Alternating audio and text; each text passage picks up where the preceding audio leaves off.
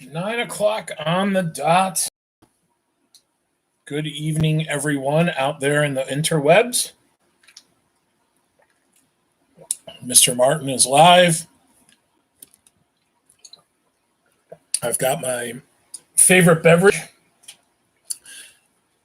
as we've had the stove on all day today.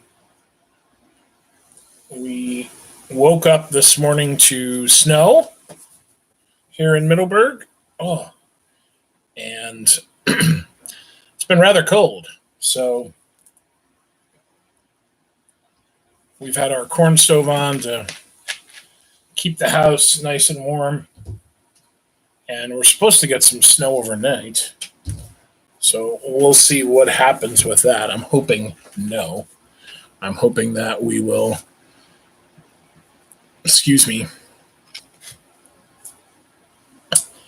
maybe just get a little bit of rain. I would be okay with just a little bit of rain, but I guess Monday it's going to be 60 degrees, well into the 60s. That's what I heard. So hopefully we'll have that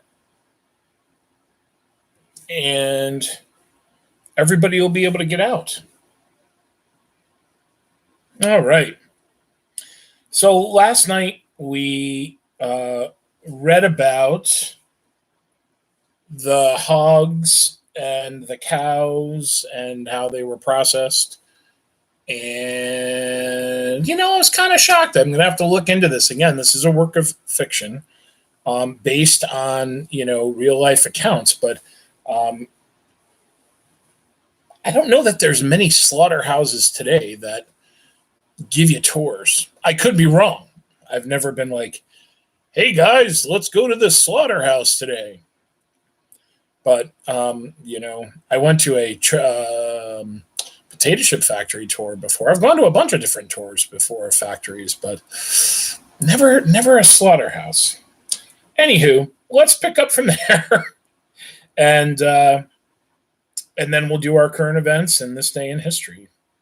So the visitors were taken and then shown all the neatly hung rows, labeled conspicuously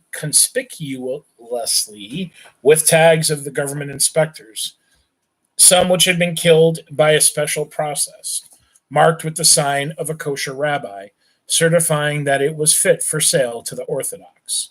And then the visitors were taken to another part of the building to see what became of each particle of waste material that had vanished through the floor.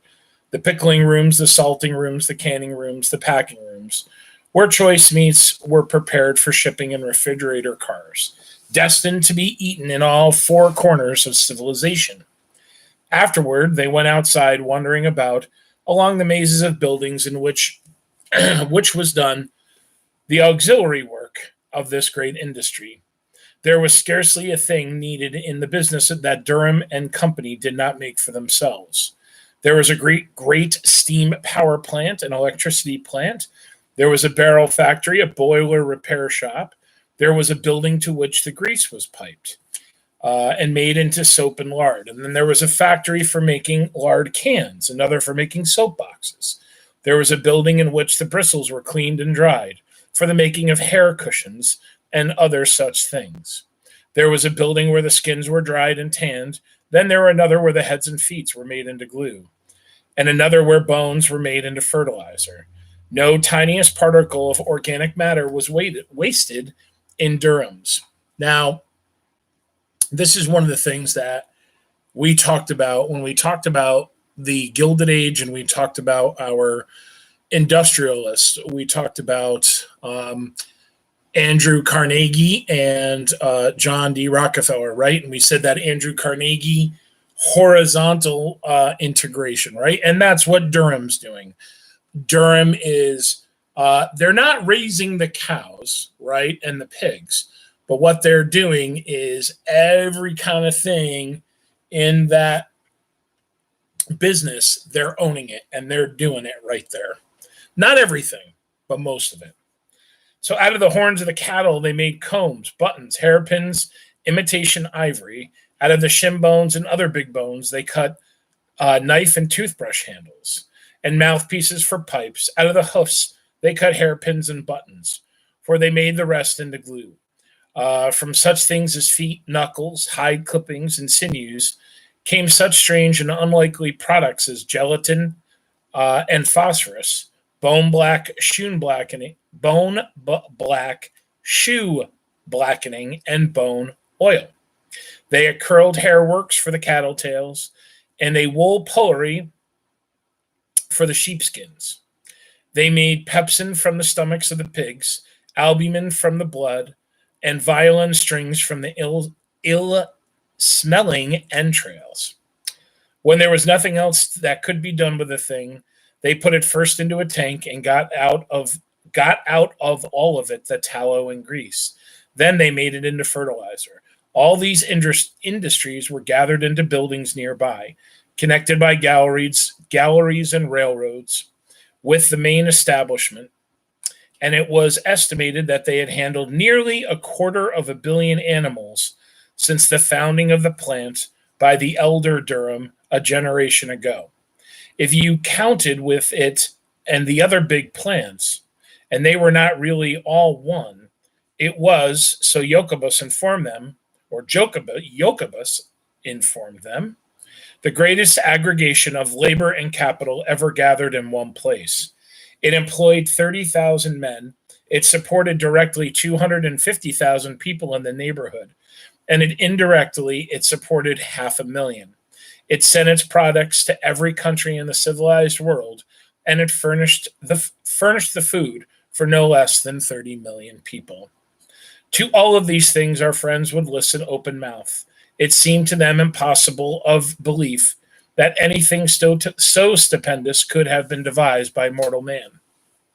That was why Jorgis, it seemed almost profane to speak about a place as did Jokobus. He spoke about it skeptically. It was a thing as tremendous as the universe, the laws and the ways of its working no more than the universe to be questioned or understood. All that a mere man could do, it seemed to Jorgis, was to take a thing like this as he found it and do what he was told. To be given a place in it and to share in its wonderful activities was a blessing to be grateful for, as one was grateful for the sunshine and for the rain. Jorgis was even glad Jorgis was even glad that he had not seen the place before meeting with his triumph, for he felt that the size of it would have overwhelmed him. But now he had been admitted, and he was a part of it all. He had a feeling that the whole huge establishment had taken him under its protection and had become responsible for his welfare. So guileless was he and ignorant of the nature of business that he did not even realize that he had become an employee of Brown's, and that Brown and Durham were supposed by all the world to be deadly rivals, were even required to be deadly rivals by law of the land, in order to try to ruin each other under the penalty of fine and imprisonment. Excuse me. So, promptly at 7 the next morning, Jorgis reported for work. He came, and I hope you guys really understand what happened there. He just went and he saw the Durham factory, but he didn't really realize that that's not where he's working. He's working for the competitor. He's working for Brown's. So this whole area are these two big slaughterhouse businesses that are basically doing the same thing and competing with one another. And he thought as he's going through it, like, yay, this is me, this is my team. But it's not his team. So promptly at 7 the next morning, Jorgis reported for work. He came to the door that had been pointed out to him and where he waited for nearly 2 hours. The boss had meant for him to enter, but had not said this. And so it was only when he was on his way out to hire another man that he came upon Jorgis. He gave him a good cursing, but as Jorgis did not understand a word of it, he did not object. He followed the boss, who showed him where to put his street clothes, and waited while he donned the working clothes he had bought in a second-hand shop, and bought with him a bundle. Then he led him to the killing beds. The work which Jorgis was to do here was very simple, and it took him a few minutes to learn it. He was provided with a stiff besom, which as is used by street sweepers, and it was his place to follow down the line of men who drew out the smoking entrails from the carcasses of the steer. This mass was to be swept into a trap, which was then closed, so that no one might slip into it. As Jorgis came in, the first cattle of the morning were making their appearance. And so, with scarcely time to look about him and none to speak to anyone, he fell to work. It was a sweltering day in July, and the place ran with steaming hot blood. One waded in it in the floor. The stench was almost overpowering, but to Jorgis it was nothing. His whole soul was dancing with joy. He was at work at last. He was at work and he was earning money. All day long he was figuring to himself. He was paid the fabulous sum of 17.5 cents an hour, and as it proved a rush day, and he worked until nearly 7 o'clock in the evening, he went home to the family with the tidings that he had earned more than $1.50 in a single day. $1.50 in a single day. Oh my goodness. At home also there was more good news, so much of it at once that there was quite a celebration in Anieli's hall bedroom. Jonas had been to have an interview with a special policeman, to whom Sved Vilas, had introduced him, and had been taken to see several of the other bosses, with the result that one had promised him a job at the beginning of the next week. And then there was Mareja, who, fired with jealousy by the success of Jorgis, had set upon her own responsibility to get a place. Mareja had nothing to take with her, save 2 brawny arms and the word job, laboriously learned. But with these she marched about Packingtown all day, entering every door where there were signs of activity. Out of some she had been ordered with curses, but Mareja was not afraid of man or devil, and asked everyone she saw, visitors and strangers, or work people like herself, and once or twice even high and lofty office personages, who stared at her as if they thought she was crazy. In the end, however, she had reaped her reward. In one of the smaller plants she had stumbled upon a room where scores of women and girls were sitting at long tables preparing smoked beef in cans and wandering through room after room. Mareja came out at last to a place where the cans were sealed and being painted and labeled. And here she had the good fortune to encounter the forelady. Mareja did not understand then, as she was detained to understand later, what there was attractive to a forelady about the combination of a face full of boundless good nature and the muscles of a horse.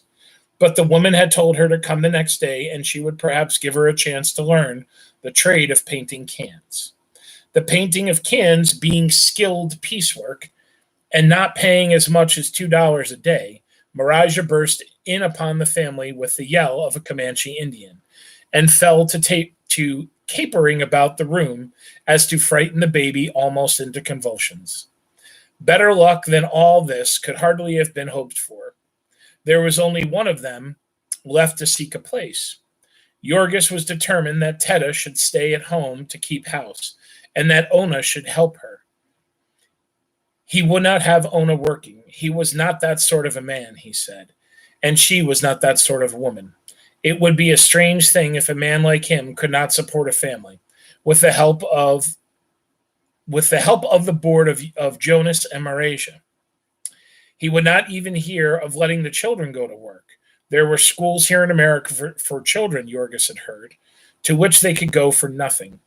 That the priest would object to these schools was something of which he had yet to no idea. And the present his mind was made up that the children of Teta should have a fair chance as any other children. The oldest of them, little Stanny, was about 13 and small for his age, and while the oldest son of Svedvilas was only 12 and had worked for a year over at Jones's. Jorgis would have it that Stanny would, and that's Stanislovas, I'm calling him Stanny, Stanislovas would learn to speak English and he would grow up to be a skilled man.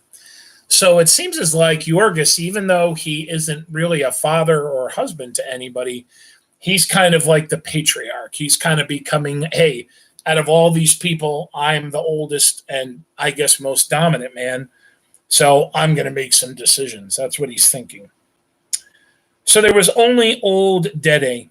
Yorgos would have him rest too, but he was forced to acknowledge that this was not possible. And besides, the old man would not hear it spoken of. It was his whim to insist that he was as lively as any boy.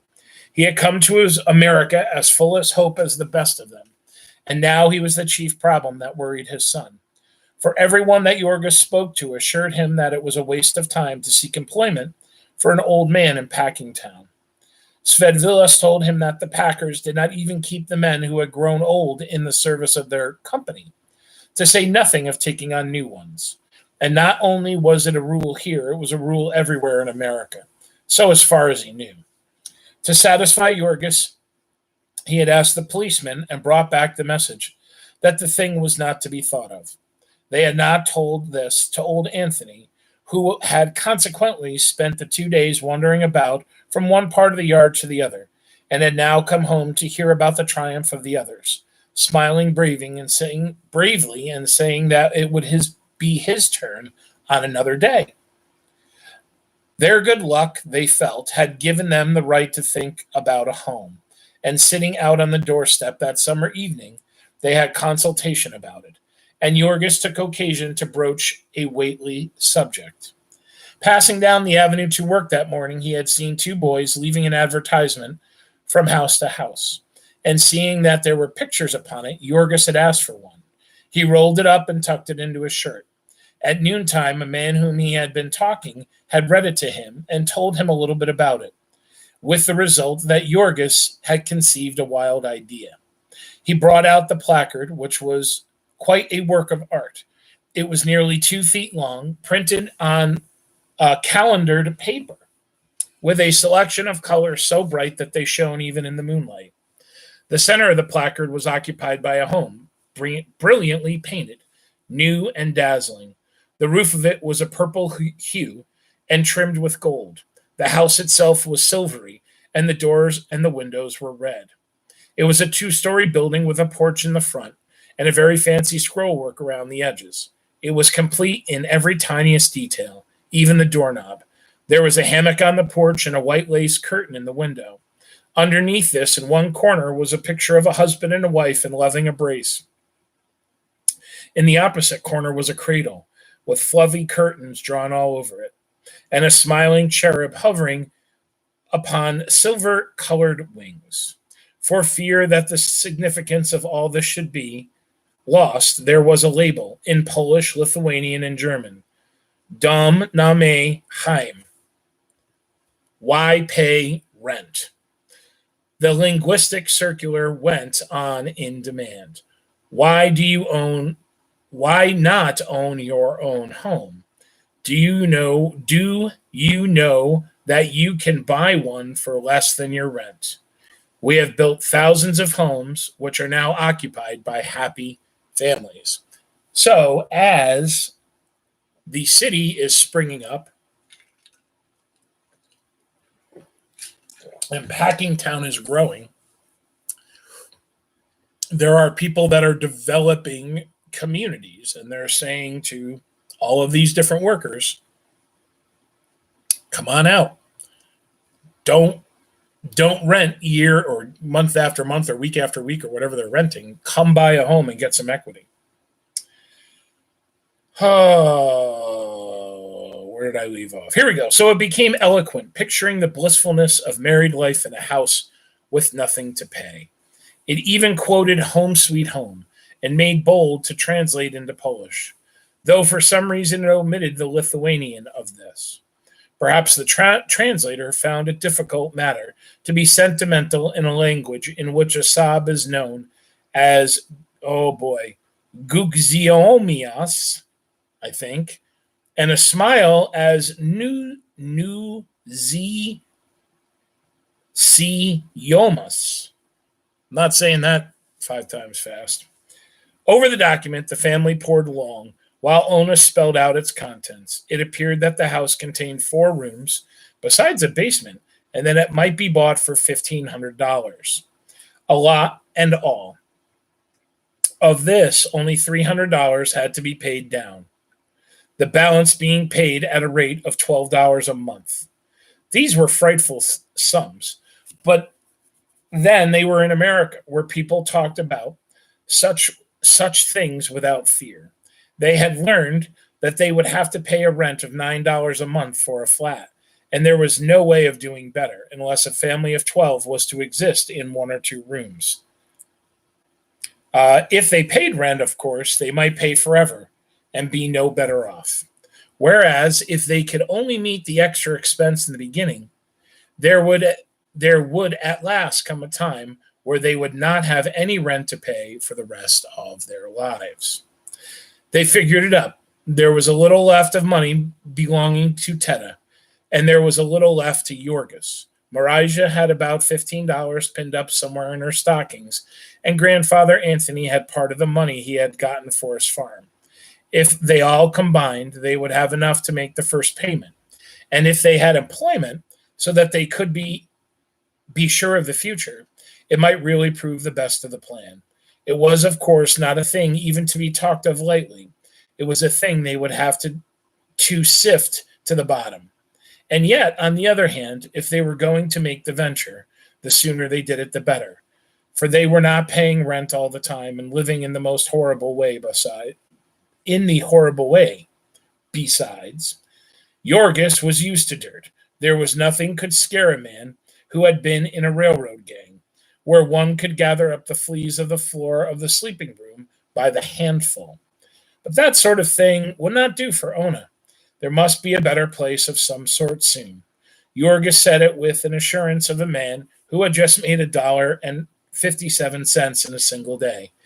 Yorgis was at a loss to understand why, with the wages as they were, so many of the people of this district should not live the way they did. The next day, Marija went to her forelady and was told to report the first of the week and learn the business of can painter. Marija went home singing out loud all the way and was just in time to join Ona and her stepmother as they were setting out to go and make inquiry concerning the house. That evening, the 3 made their report to the men. The thing was altogether represented in a circular, or at any rate, so the agent had said. The house lay to the south about 1.5 miles from the yards. They were wonderful bargains. The gentleman had assured them, personally and for their own good. He could do this, so he explained for them, for the reason that he had himself no interest in the sale. He was merely an agent for a company that had built them. These were the last, and the company was going out of business.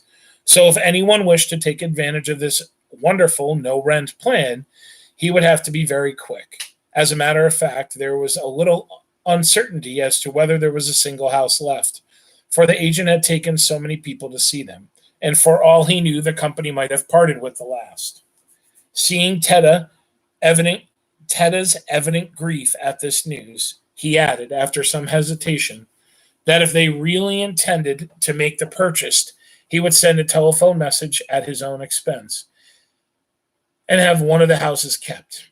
So it had finally been arranged, and they were to go and make the inspection the following Sunday morning. Well, this is good. They've not been in America long. A bunch of them have jobs, and they're looking to buy a house.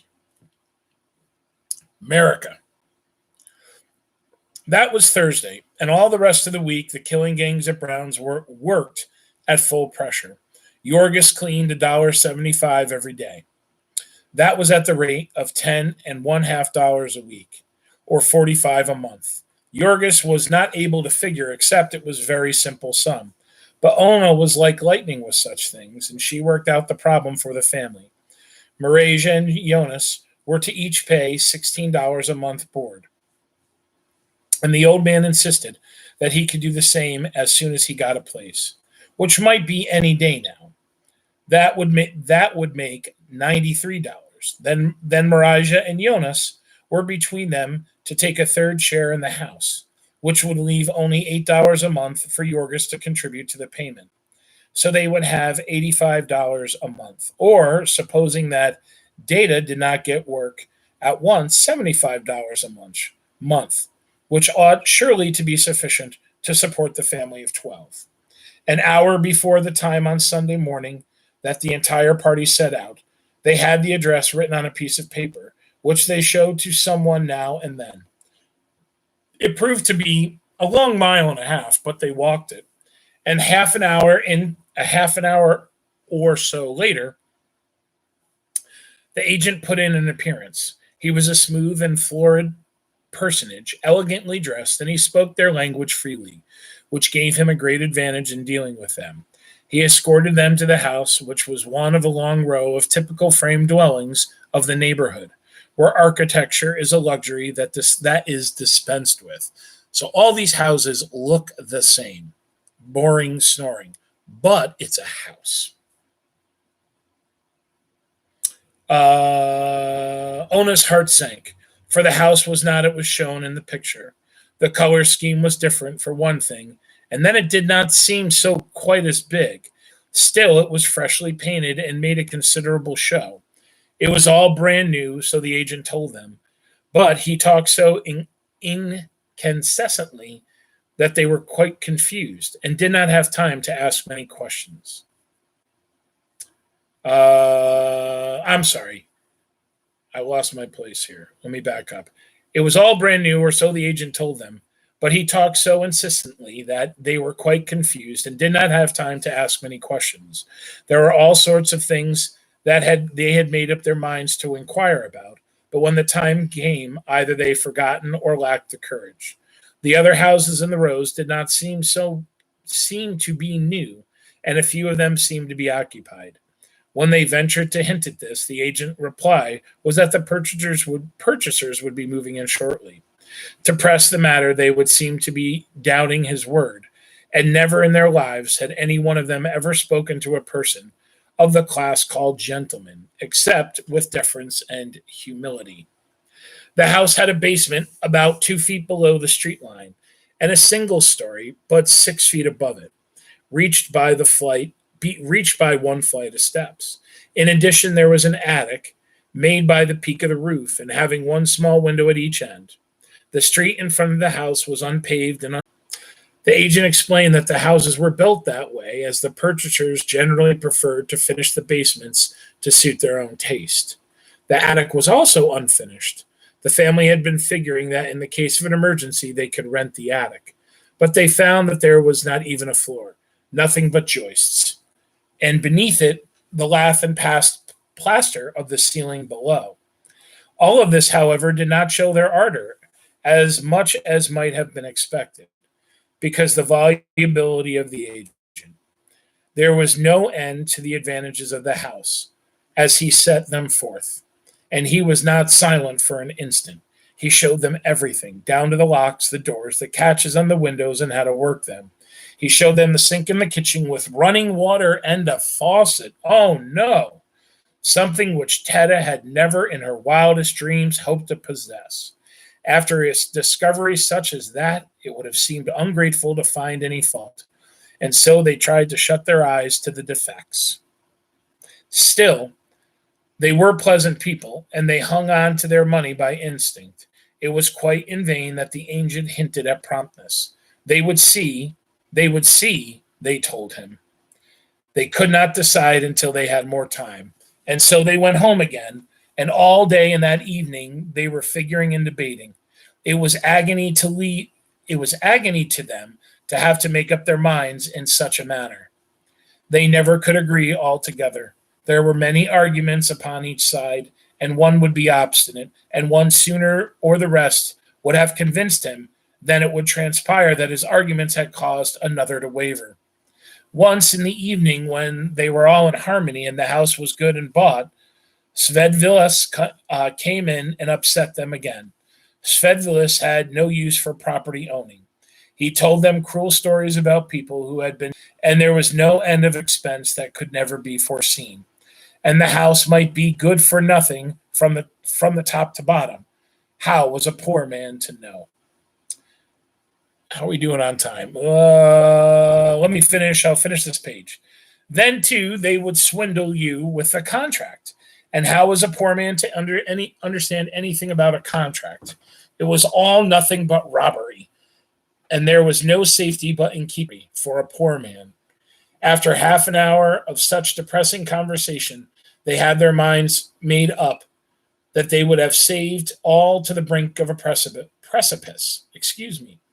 But then Svedvilas went away, and Jonas, who was a sharp little man, reminded them that the delicatessen business was a failure, according to its proprietor, and that this might account for his pessimistic views, which, of course, reopened the subject. So, I couldn't imagine, ladies and gentlemen.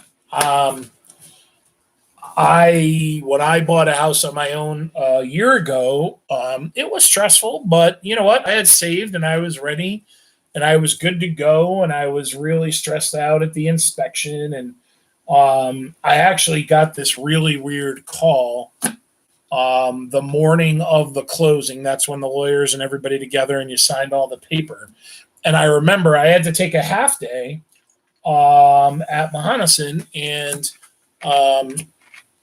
I was teaching class. I think I taught the 1, 2, and then 3, 4.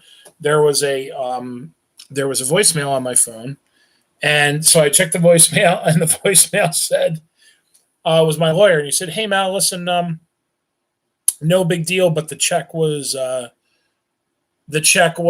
by $1,000, so you need to bring another $1,000 to the closing." And I was like, "What? How is this possible?" Right?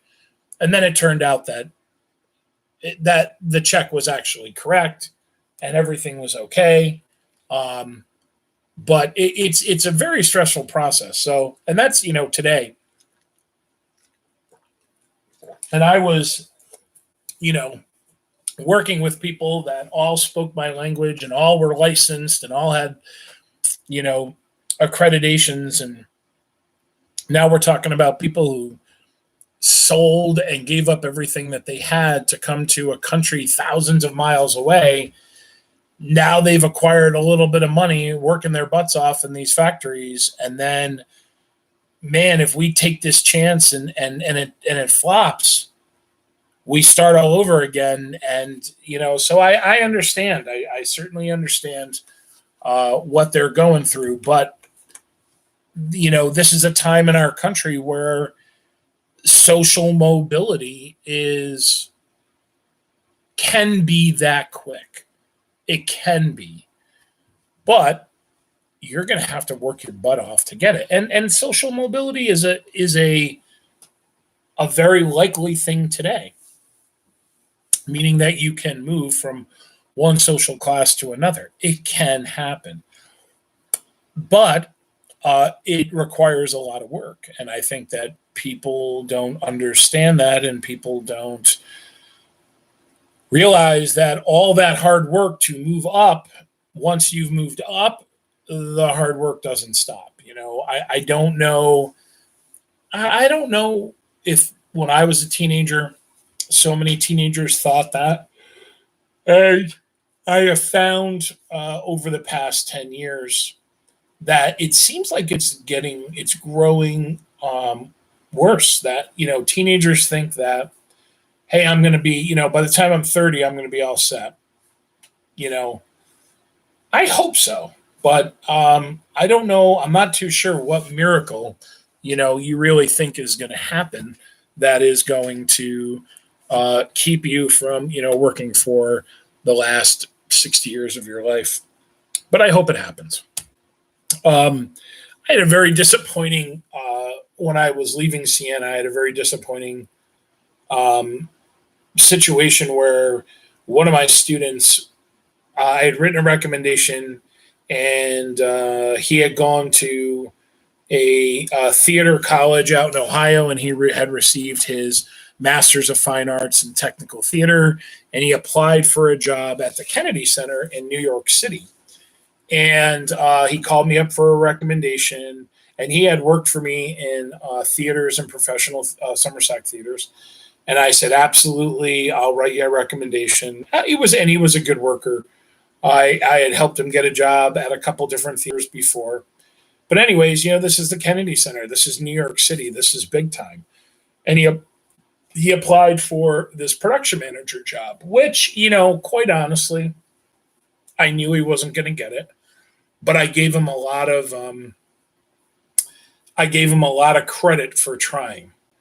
And anyway, so he called me up and he said, and I think he was 26. He called me up and he said, "Hey, listen, I want to let you know I didn't get the job." And I said, "Well, geez, man, I'm sorry." And I kind of, like I said, I kind of knew he wasn't going to get the job. And he said, "But I wanted to tell you that they offered me a job." And I said, "Whoa, whoa, whoa, what's going on? What's going on? Tell me." They said, "Well, they said that they liked my interview so much that they're going to create an assistant production manager job." So right out of graduate school, you go and apply for a job at the Kennedy Center. They don't give you the job, but they say they like you so much, we're going to make a job up for you to keep you around. Yep, that's it. I said, "Congrats, man. That's awesome. That's great. You're in, blah, blah, blah." And, he stopped me and he said, "Nope, I didn't take it." And I said, "What are you talking about? How you didn't take the job? Why? What's wrong? Is it unpaid? Is it like an internship?" And he said, "Yeah, no, I went to graduate school. I'm not going to be anybody's assistant." And it was one of those moments for me where I kind of I went, wow, what gives? I mean, you're 26, you're not 50 years old with 30 years of experience under your belt, man. You're going to have to do this. And he didn't take the job. And I unfortunately, I'm still in contact with him today. And I'll tell you that this had a huge, huge impact on his life. He's never even come close to working for a place like the Kennedy Center again. And I think if he could go back, he would have totally, I hope, would have totally and completely taken that job. But yeah, I don't know. Anyways, I digress. Why don't we get into today's good stuff here? And I'm gonna add a little something today too. Not a ton of new news, but some cool stuff and some really cool what happened today in history. But oh my goodness, excuse me. But I want to talk to you guys a little bit more personal of a level too, if that's okay. And again, questions, comments, concerns, don't be shy, throw them out there. So today, our Governor Andrew Cuomo, said that he is cautiously optimistic. 777 New Yorkers died in the last 24 hours, which brings the total just under 8,000 New Yorkers that have died. However, the amount of ICU and regular admissions has drastically started to drop. So, it's like this, fingers crossed, things are going the way we want them to go in New York, and especially in New York City. There are still areas, and I'll be honest with you, Albany is starting to see more of a spike, and other areas are starting to see more of a spike, and that's because they're really, really just getting a lot of the testing online. So it looks like maybe, right, we've plateaued and things are maybe slightly starting to come in the direction that we want it to go. One of the things that I saw, the New York State National Guard, right, which is the Army, which is there are Air National Guard units, right? They are ordered to called up to service, I should say, by the governor. And the National Guard was called up. They're being just deployed all over the state. And one of the places that they are, and I believe they're, if I remember correctly, some of them are actually living in the Times Union Center, but that's kind of become their bases of operation. A lot of them are helping out at the Wadsworth Lab, which is over across from Albany Medical Center, and they're helping to assemble a lot of these test kits. So I think we talked about on Monday at SUNY Albany, there's now a mobile testing unit. There's a mobile testing unit now where I live, which I didn't know. It's actually been up for, I guess, about a week and a half, a week and a half. No, almost 2 weeks. It's been up for almost 2 weeks. So more and more people are getting tested. And that's one of the things that today the FDA, the Food and Drug Administration, is saying this. We need to really make sure that we're testing everybody. Meaning this is that even people that aren't sick, we need to test them. We really need to make sure that this thing has gone before we start opening things up, before we start, just saying, okay, people, open up the malls, open up the amusement parks, open up everything back the way it should be this summer. We really need to get this, to make sure that we can test as many people as possible. So we'll see. One of the things that I know a lot of people are very upset about right now, and again, I'm always interested to know what you guys think. The First Amendment of the Bill of Rights, the First Amendment of the Constitution, in the Bill of Rights, I should say, says that we have the right to freedom of speech. We have the right to express ourselves, and Congress cannot abridge that, right? They cannot restrict that. And one of the ways that we can express ourselves is by practicing a religion. And at least in New York State, I don't know if it's across the country, and I'm not, maybe it is. I don't remember. But in New York State, right, religious organizations are not allowed to meet. And today, being, Holy Friday and Sunday being Easter, this is a big time of the year where Christians around the world are celebrating. And there are a lot of, is it the Church of the Holy Sepulchre in Jerusalem? St. Peter's Square in Rome at the Vatican.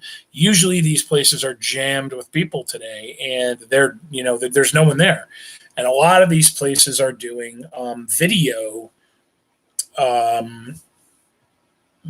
masses. And, I guess there are a lot of people that are saying, hey, Governor Cuomo, hey, Donald, and I think it was maybe across the country. I honestly don't remember. But hey, Governor Cuomo, how about you just lift it? How about you just lift it for Sunday? Let people go to church. It's a tough call, right? It's a real tough call. Is he hindering people from practicing their religion?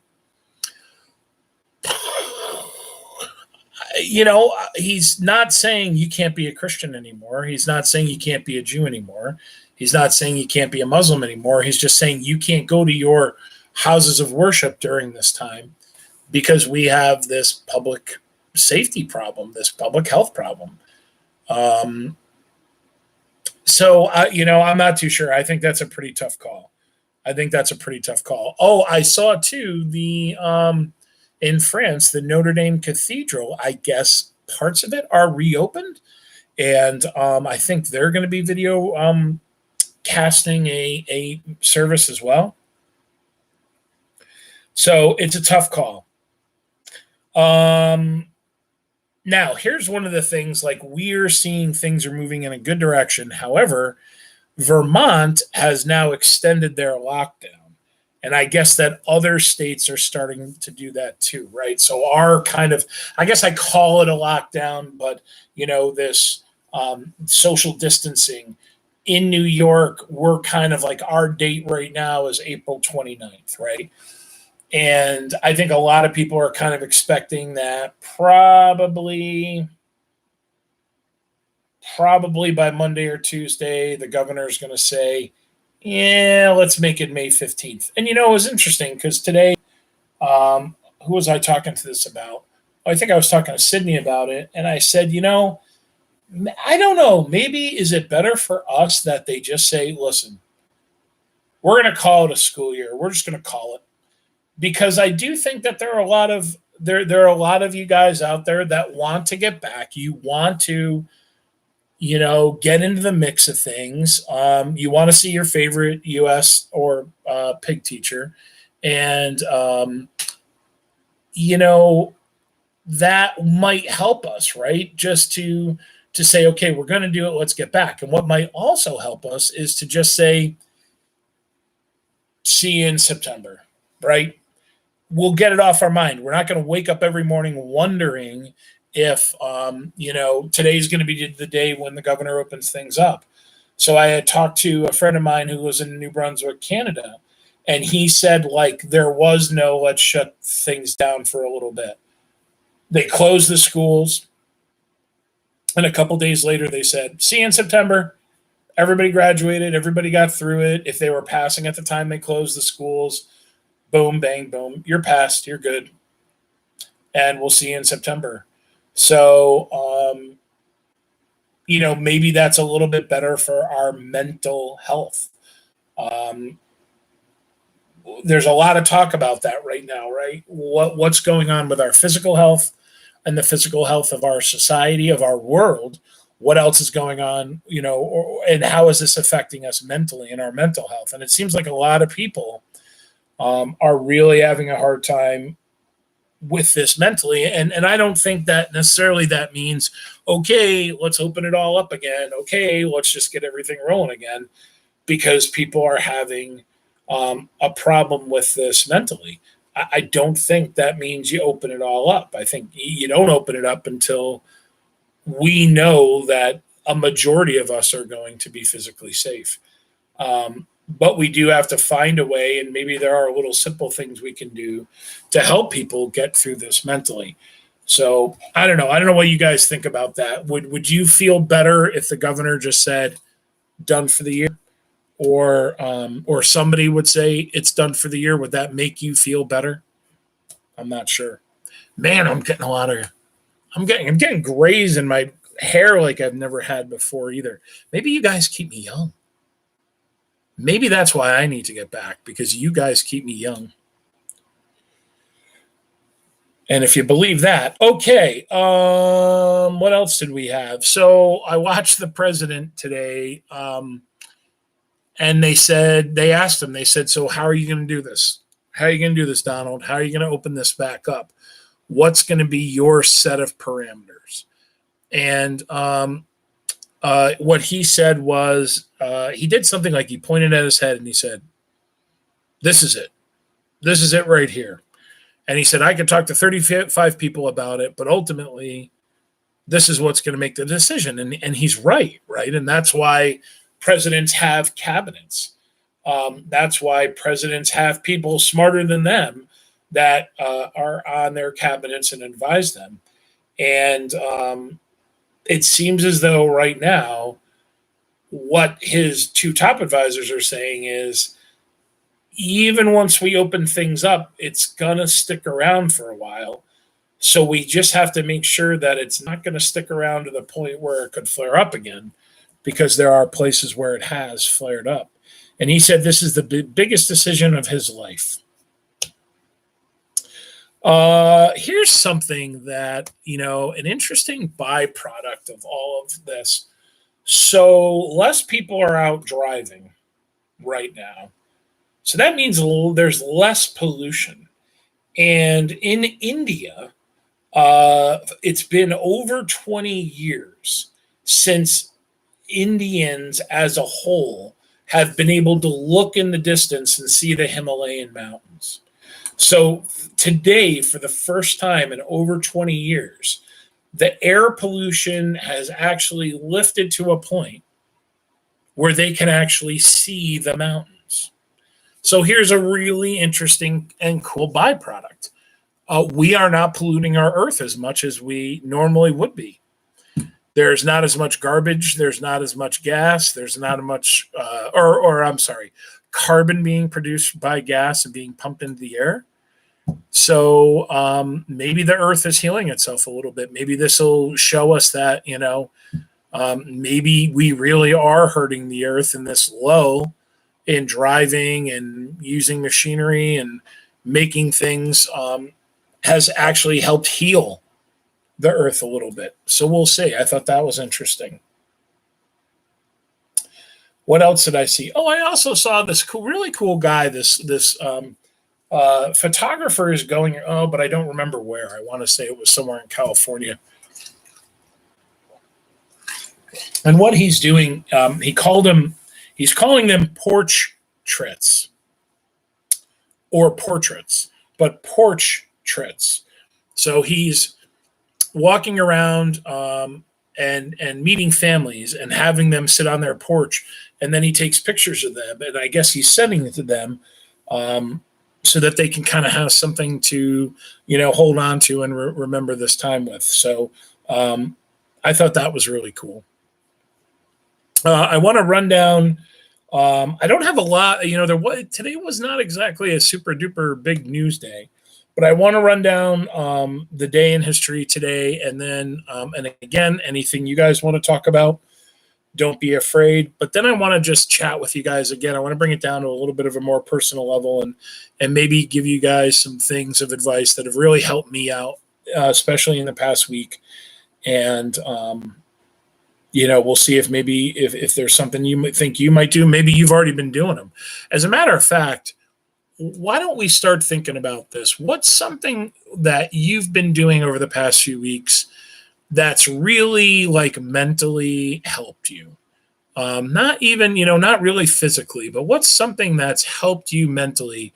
You think about it, go ahead and type it, throw it in there and share it while I go down today in history, and then I'll share with you the things that I've been doing. So today in 1898, President William McKinley asked Congress, and we declare war on Spain, right? We had just talked about this for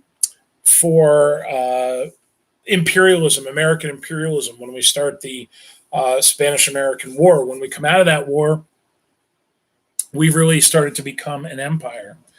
I thought this was pretty cool. I'm going out of order. 1942. Let's talk about World War II.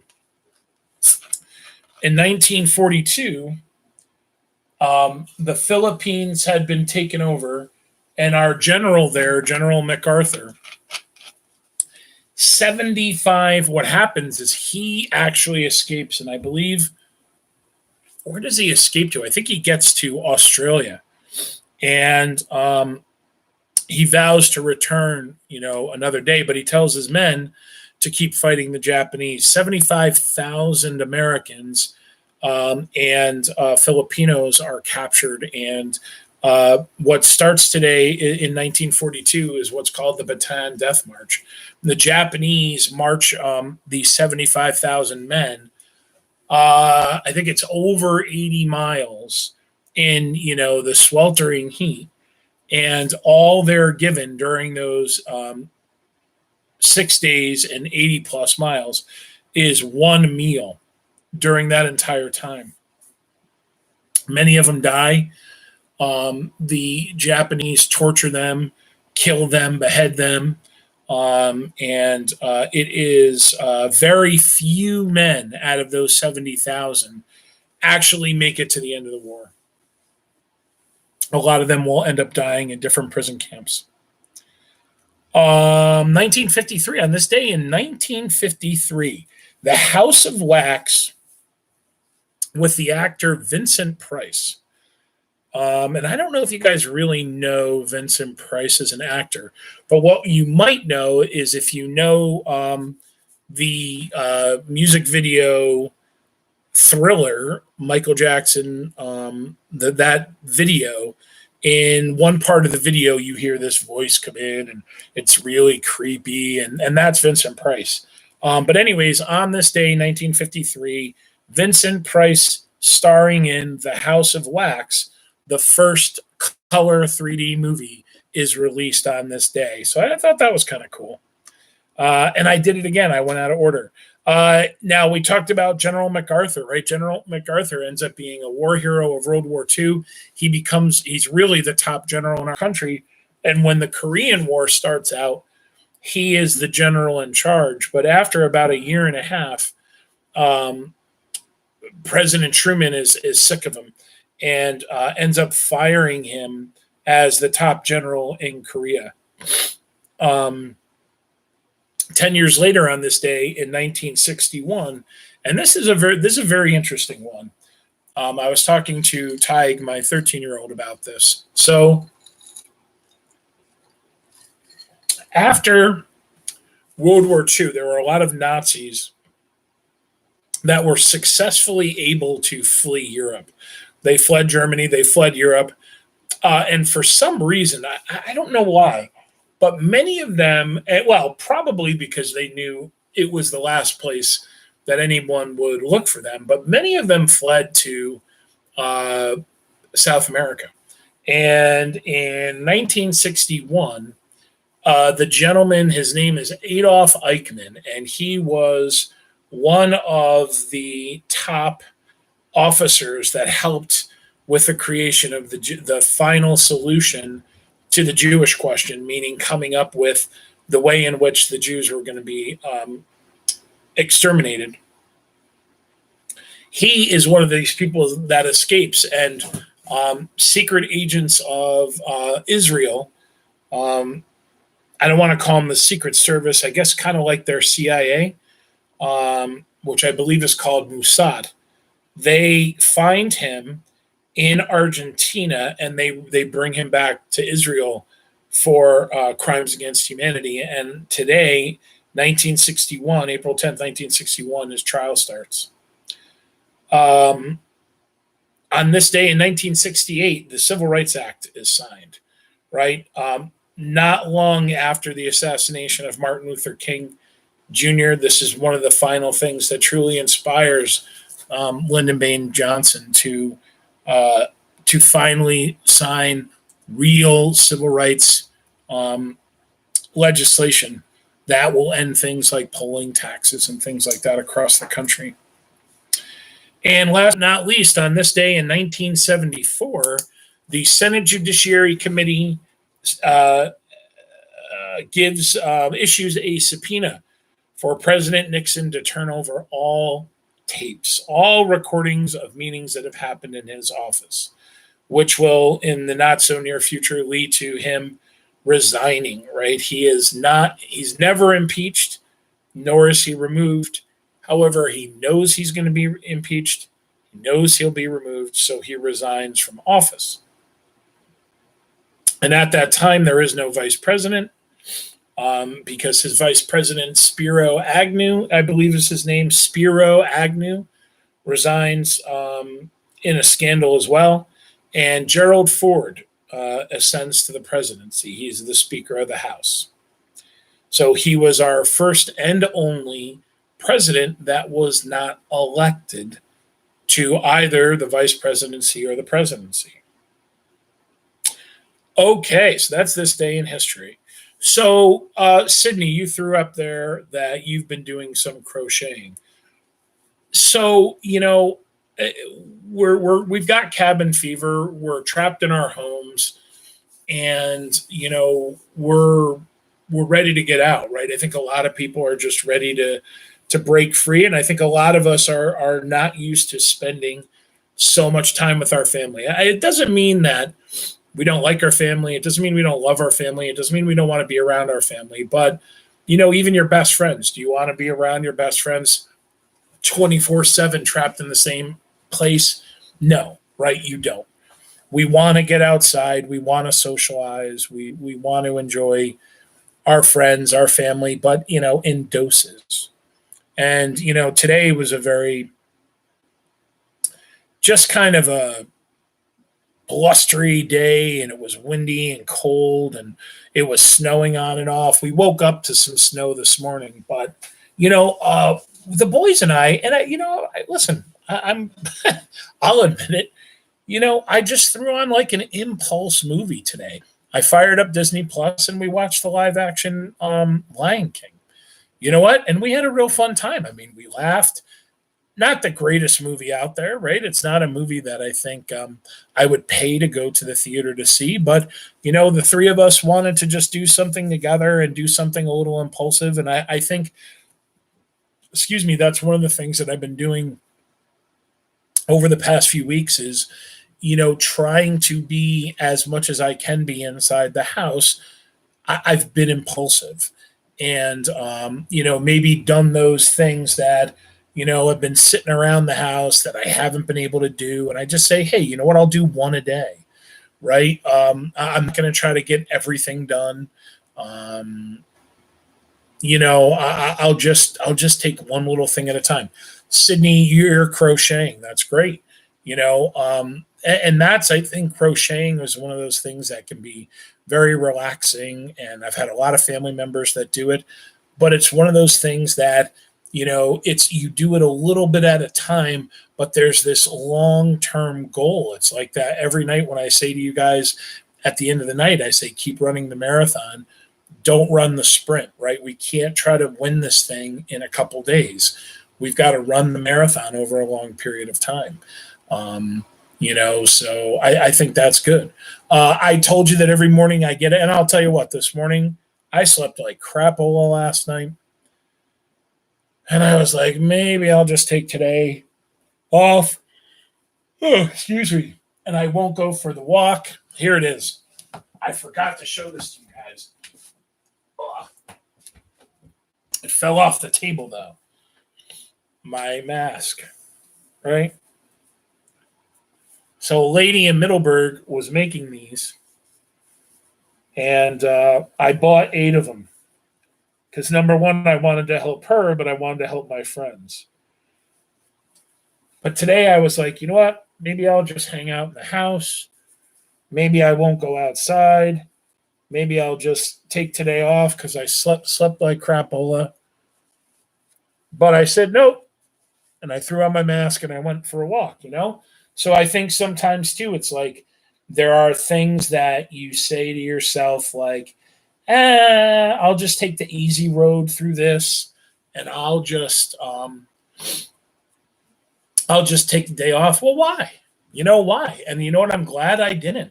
When I got back, I really motored. I really it's when I say I walk too, I'm not like strolling. I don't go out for a stroll. Like I go out there and I pedal to the metal. I don't enjoy running. I would rather strap a pack on my back and walk 15, 20 miles in a day than run 1 mile. Like I just don't like running. And there was a time where I did it a lot and I thought, I wasn't winning races, but I could run a couple miles and, and I felt good afterwards, but I just hate it. I hate it, but I enjoy getting out there and walking, Now, I know you're going to go, whoa, chill, Mr. Martin. Take off your pajamas, right? I did it too, okay? I did it too. I probably for the first week, I have like 4 or 5 different flannel pajama pants. And I was like, what the heck? I'll just put on a nice shirt, maybe a nice long sleeve shirt, do my thing here, and just keep the PJs on. Take them off.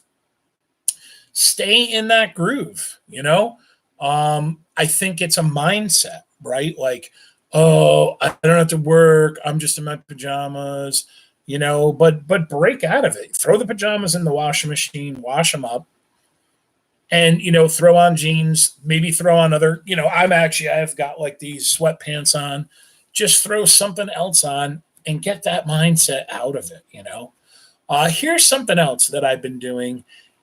And I hope I can do it tomorrow. Today it was way too cold. Open up the curtains.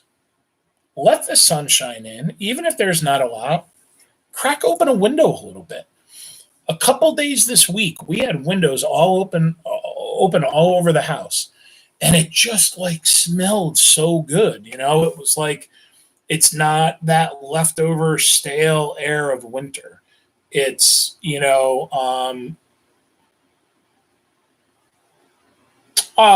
you go, Sydney. Well, that's great, kiddo. I mean, that's really good. Get into that. You're a worker. And what I mean is you're dedicated. I want to do this. You want to get out there and you want to be a part of it, right? So that's awesome. That's a really good thing to do. Somebody said to me, like, oh, they haven't seen me with a tie in a long time. So maybe Monday during my office hours, I'll wear a shirt and tie.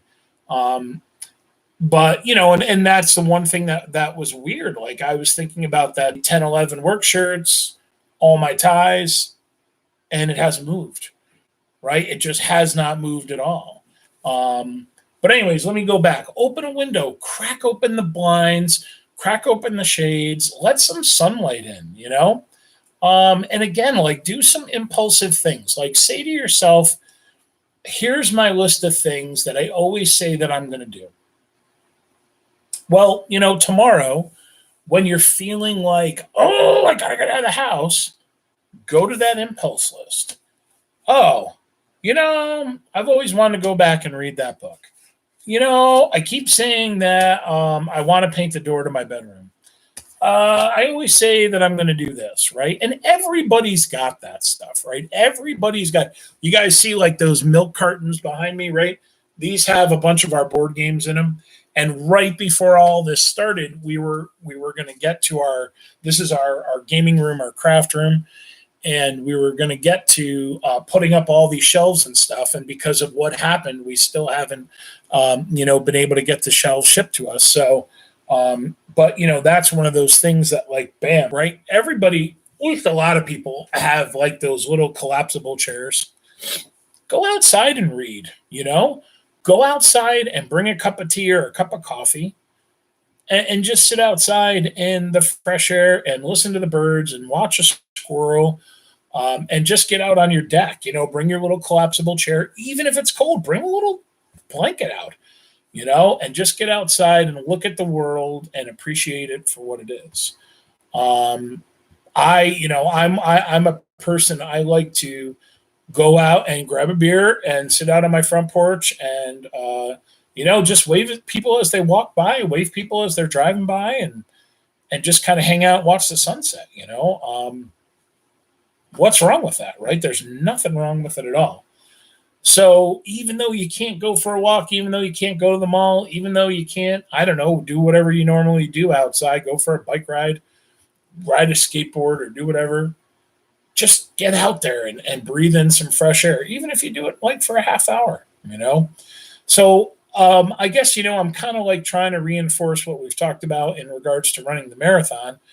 You don't need to, don't try to make yourself, if you are feeling like, you're just trapped, don't feel like you've got to solve it all in one day.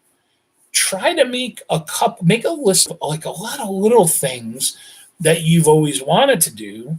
And again, when you feel like you're just, bummed out, go to that list. And here's even another idea. If you got some Post-its in your house, right? I'm a big fan of Post-its. Write down all of these, different things that you've always been meaning to do around the house and put them on Post-its and put them up on a wall in your room. And then when you're just like, I got to get away from the computer or, this crocheting is driving me up the wall, right? Or whatever it is. My mom is driving me up the wall. Go over to the stickies and grab one. And, maybe what the heck, go like this. Whoop, close your eyes, grab one. I don't know why you would put your glasses down and then close your eyes, but close your eyes and grab one and go, yep, I'm going to do this. What the heck? Why not? What's it going to hurt, right? What's it going to hurt? But anyways, I wanted to share those things with you guys. I know a lot of people are struggling with being cooped up, and if I was willing to bet, I think we're not even halfway through the time being cooped up. I think we're going to be cooped up. I think we're going to be cooped up until mid to late May. At least that's the way it's looking right now, especially with the states around us starting to say they're pushing things to mid-May. Might be the way we're going to. So anyway, my friends, it's always a pleasure. Remember, tomorrow night, Saturday night, we are not reading, but we'll be back. I think we'll read Easter Sunday. Why not? Right? I think you guys will have eaten a bunch of Easter candy and, found all the eggs and all that kind of good stuff. So it will have been a couple days, and hopefully we'll have a bunch of good news. But we'll read Sunday night, same bat time, same bat channel, and run the marathon. Don't sprint. And I miss you guys, and I really hope to see you soon. Don't forget about office hours. Sydney and I chatted for a little while today, and it's great to always see and talk to you guys. So be good, and I'll talk to you soon, my friends.